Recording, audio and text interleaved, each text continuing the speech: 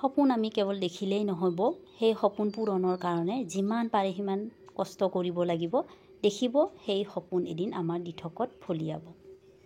Hello' everyone, Assamese mother diary পুনৰ এটা নতুন ব্লগলৈ আপোনালোকক স্বাগতম জনাইছোঁ। বহু দিনৰ মূৰত এয়া ব্লগ কৰিব ওলাইছোঁ। তাকো ব্লগটো কৰোঁতে কি হ'ল জানানে, এয়া মাইনাৰ মই টিফিন ৰেচিপি আপোনালোকৰ লগত শ্বেয়াৰ কৰিম বুলি ভাবিছিলোঁ, কিন্তু যি দৌৰা দৌৰি হ'ল তাকো পাহৰিলোঁ।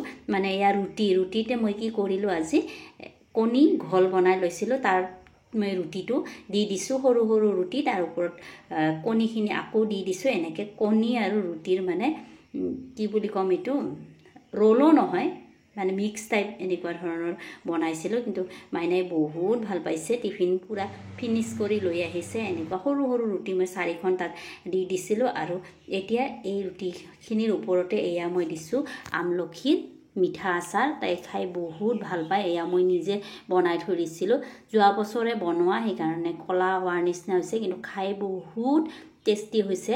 মাইনাই খাই প্ৰায় শেষ হওঁ হৈ গৈছে দেই তাইৰ বৈয়ামটো আমলখিৰ মিঠা আচাৰ। আৰু লগতে এয়া মই 4খন বিস্কুট দি দিছোঁ, কাৰণ এতিয়া তাইৰ মৰ্ণিং ক্লাছ হৈ আছে। মৰ্ণিং ক্লাছ হৈ থকাৰ কাৰণে ভোক লাগি যায় তাইৰ স্কুল ছুটি হোৱালৈকে। ৰাতিপুৱা যিহেতু ভালকৈ নাখায়ে, মানে নাখায়ে, তেনেকেই যোৱাৰ নিচিনা হৈ যায়। আৰু এতিয়া তাইক মই এয়া ৰেডি কৰাই আছোঁ। আৰু লগতে এয়া দেখিছে পিছফালে আমাৰ বাবু উঠি লৈছে। আজিকালি যে বায়েকৰ লগতে সিও মানে ৰাতিপুৱাই শুই উঠে, আৰু এনেকৈ বায়েকে কি কৰিছে কি কৰা নাই চাই থাকিব। মই তাইক পটাপট ৰেডি কৰাই স্কুল পঠিয়াই দিলোঁ। আৰু স্কুল যোৱাৰ পিছত এয়া মই বাবুৰ লগত লাগি গৈছোঁ। এতিয়া বাবুক এয়া মই খুৱাম প্ৰথমতে ভিটামিন ডিটো মই ৰাতিপুৱাই খুৱাই লওঁ, নহ'লে কি হয় দিনটোত পিছত খুৱাওঁ বুলি যদি থৈ দিওঁ মই একেবাৰে পাহৰি থাকোঁ। সেইকাৰণে যদি ৰাতিপুৱাই খুৱাই দিওঁ, এইটো ভেজাল আৰু শেষ হৈ যায়। ভিটামিন ডি সকলোৱে জানে এবছৰলৈকে কণ্টিনিউ খুৱাবলৈ দিয়া হয়। মই খুৱাই আছোঁ। আৰু এতিয়া সি এনেকৈ অকণমান খেলিব।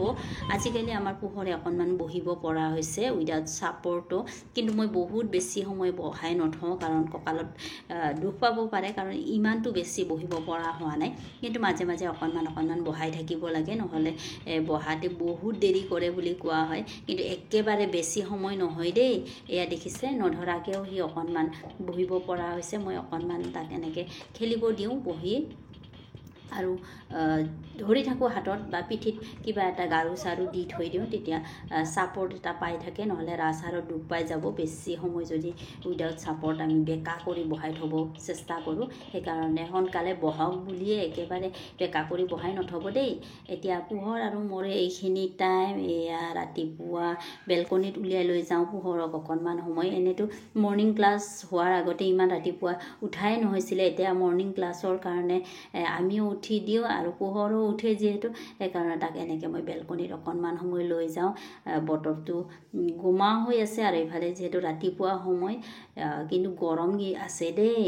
চৰাই চিৰিকটিৰ মাত শুনি থাকে, সি এনেকৈ বহি লৈ খেলি থাকে মোৰ লগত অকণমান সময়। তাৰপিছত আমি দুটাই এনেকৈ চৰাই চালোঁ, ফুল কিবা কিবি মোৰ ফুলি আছে সেইবিলাকো তাক দেখুৱাই থাকোঁ। সি বহুত ভাল পায়।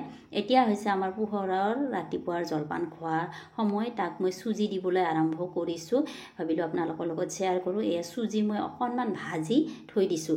ডাইৰেক্ট থৈ দিলে মানে বেয়া হোৱাৰ চান্স থাকে, সেইকাৰণে অকণমান ভাজি থৈ দিলে আৰু বেয়া নহয়। ভাজি থৈ এয়া তাক মই অকণমান চুজি বনাই দিম। চুজিও লুঠুৰি নিচিনাকৈয়ে বনাওঁ, মই বেলেগ টাইপত নবনাওঁ। আৰু চুজি কিন্তু বহুত ফুলি যায়, সেইকাৰণে অকণমান যেতিয়া বনাব পানীটো অকণমান বেছি দিব লাগে, নহ'লে ঠাণ্ডা হ'লে একেবাৰে গোটা হৈ যাব, ফুলে যিহেতু চুজিটো বেছিকৈ। এয়া মোৰ চুজি হৈ গ'ল, আৰু এনেকৈ মই ৰাখিছোঁ। দেখিছে পনীয়া, কিন্তু অকণমান পিছত যেতিয়া ঠাণ্ডা হৈ যাব নহয়, এইখিনি পূৰা গোটা হৈ যাব, সেইকাৰণে অকণমান পনীয়াতে নমাই থওঁ। এতিয়া মই এইখিনিত ফৰ্মুলা মিল্ক মিক্স কৰি দিম। ফৰ্মুলা মিল্ক মিক্স কৰোঁতে এটা কথা লক্ষ্য কৰিব, যাতে গৰমে থাকোঁতেই মিক্স কৰি দিয়ে, নহ'লে ঠাণ্ডা হ'লে গোটা লাগি যাব। সেইকাৰণে যিমান পাৰোঁ পটাপট মই এয়া দেখিছেনে ঘূৰাই আছোঁ, আৰু চামুচেৰেও অকণমান ভাঙি দিছোঁ যিবিলাক গোটা হৈ গৈছে। আৰু এয়া মোৰ ৰেডি হৈ গ'ল পোহৰৰ জলপান, চুজি আৰু ফৰ্মুলা মিল্ক। এতিয়া কেনেকৈ খাই চাওকচোন আপোনালোকে। দি আছোঁ, আৰু তাক বহুত বেলেগ খুৱাই আছোঁ। সেইবিলাকো লাহে লাহে আপোনালোকৰ লগত শ্বেয়াৰ কৰি গৈ থাকিম, গতিকে চাই থাকিব আপোনালোকে। আৰু এয়া মই পোহৰ বেটাক এতিয়া খুৱাই আছোঁ দেই। সি ধুনীয়াকৈ খায় বাৰু। বেছি আমনি নকৰে খোৱাৰ সময়ত। এয়া দেখিছে তাক খেলা বস্তু এটা দি দিছোঁ হাতত, সেইটো লৈ থাকিব আৰু তাক এতিয়া খুৱাই থাকিম মই। এতিয়া এই আমাৰ পোহৰ বেটা জলপান খাই লৈ টোপনি গ'ল। সি প্ৰায় 9টা 9:30মান বজাত সদায় টোপনি যায়। ৰাতিপুৱা যিহেতু সোনকালে উঠি লয়, সেইকাৰণে এতিয়া ধুনীয়াকৈ টোপনি যাব। সি এনেকৈয়ে শুই আছে। মই বেছি তাক লৰাই চৰাই নাথাকোঁ, যেনেকৈ সুবিধা হয় তেনেকৈয়ে শুৱাই থওঁ, কেৱল চাই থাকোঁ, নহ'লে সাৰ পাই যায়। এতিয়া মই ভাবিলোঁ অকণমান নিজৰ যত্ন লওঁ। একেবাৰে অৱস্থা বেয়া হৈ গৈছে। মোৰ চুলি সৰি নিজৰ ফালে চালে দুখে লাগি যায়, কেনেকুৱা হৈ গৈছে। চকুৰ গুৰি মানে ক'লা পৰিছে, চুলি সৰিছে, আৰু এইফালে চিনাইটো অৱস্থাই নোহোৱা হৈ গৈছে, লগতে মুখতো দাগ পৰিছে। মুঠতে মাক হোৱাৰ পিছত মানে নিজৰ ফালে একোৱেই নোহোৱা হৈ যায়, স্বাস্থ্য একেবাৰে বেয়া হৈ যায়। কিন্তু কথা নাই, পিছত আকৌ ঠিক হ'ব, তেনেকৈ ভাবি লৈছোঁ আৰু। এতিয়া মই এয়া মোৰ কামত লাগি গৈছোঁ। মোৰ ছেকেণ্ড চেনেলৰ কাৰণে কণ্টেণ্ট প্ৰিপেয়াৰ কৰিব লাগে। সেইটো চেনেলৰ গ্ৰ'থ ভালে হৈ আছে এতিয়া, তাৰ কাৰণে মই যিমান পাৰোঁ কষ্টও কৰি আছোঁ। তাৰ গুড নিউজ আপোনালোকৰ লগত শ্বেয়াৰ কৰিম বুলি কৰাও হোৱা নাই। এতিয়া মই ভাবিলোঁ তাৰ ভিডিঅ'ৰ কণ্টেণ্ট প্ৰিপেয়াৰ কৰোঁ। যিমান পাৰোঁ মই তাৰ ভিডিঅ' এদিন এৰি এদিন বা সদায় দিবলৈ চেষ্টা কৰি আছোঁ। কিন্তু কেতিয়াবা তাতে ৰৈও যায়।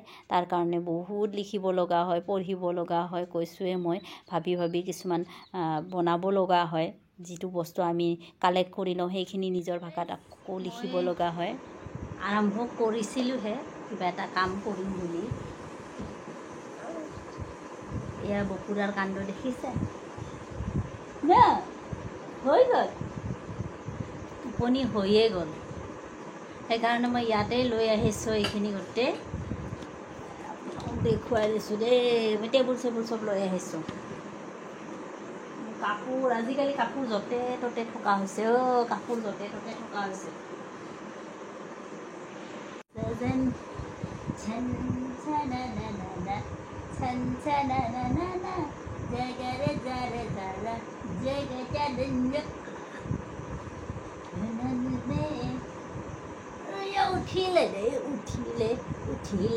উঠিলে আমাৰ বাবু উঠিলে। চুলি টানিছে কিয়? দেখিছে, এইটো কাৰণতে মই আজিকালি ব্লগ নকৰা হ'লোঁ ন। আমাৰ বাবু বেছি সময় নুশুৱে, সোনকালে উঠি দিয়ে। আৰু অৱশ্যে শুলে দেই, কিমান সময় শুলে, প্ৰায় 45 মিনিটৰ বেছি শুলে। আৰু এতিয়া নুশুৱে আৰু দুপৰীয়া অকণমান শুৱে যদি শুৱা, একেবাৰে আবেলি শুব। আবেলি সি 3:30মানত শুই যায়, একেবাৰে 5:30মানলৈকে শুৱে।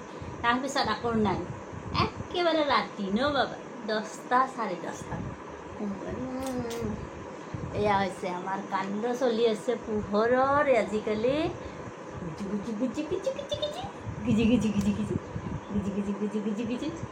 এই যে মোবাইলটোৱে চাই আছে, মানে সি পাৰিলে থপিয়াই আনিম ন। মোবাইল আজিকালি আমাৰ পোহৰে কি বেছি লক্ষ্য কৰে, মোবাইল। তাৰপিছত যদি বহী কাগজ দেখে একেবাৰে খামুচি ধৰিব আৰু চিৰি পেলাব ন। মোৰ ইভিনিং ৰুটিন এদিন শ্বেয়াৰ কৰিম দেই। তাত দেখিব পোহৰে বায়েকক কিতাপ পঢ়াই থকা দেখি কেনেকুৱাখন কৰি থাকে, মানে কান্দা কাটা। তাত বহী কিতাপবিলাক চব লাগে ন বাবা ন, বাৰ বহী কিতাপ চব লাগে। সি মানে চিৰি ফালি খেলিব, সেইকাৰণে লাগে। এতিয়া মই পোহৰ ইয়াতে লৈ আহিলোঁ। মোৰ যিবিলাক লিখিব চিকিব লগা আছিল বহী কিতাপ, টেবুলখনে সৈতে ইয়াতে লৈ আহিছোঁ মই। এতিয়া মোৰ কলমবিলাক পৰি গ'ল বাবা। পোহৰক খুৱাই থৈ দিম ইয়াত, সি খেলি থাকিব। ইয়াৰ পিছত মই পোহৰক আকৌ খেলিবলৈ দি এয়া মোৰ কামত লাগি গৈছোঁ। মই মানে এইটো কণ্টেণ্ট আজি যিকোনো প্ৰকাৰে প্ৰিপেয়াৰ কৰিম। ভিডিঅ'টো বনাব লাগিব, আকৌ এডিট কৰিব লাগিব, আপলোড কৰিব লাগিব। এদিনত নহ'ব, কিন্তু যদি কণ্টেণ্টটো প্ৰিপেয়াৰ কৰি থৈ দিওঁ তেনেহ'লে এইটো মই অহাকালি হ'লেও আপলোড কৰিব পাৰিম। এনেকৈয়ে মই মোৰ সপোনৰ দিশে দৌৰি আছোঁ। বাচ্ছাও চম্ভালি আছোঁ, নিজৰ সপোনো এৰি দিয়া নাই।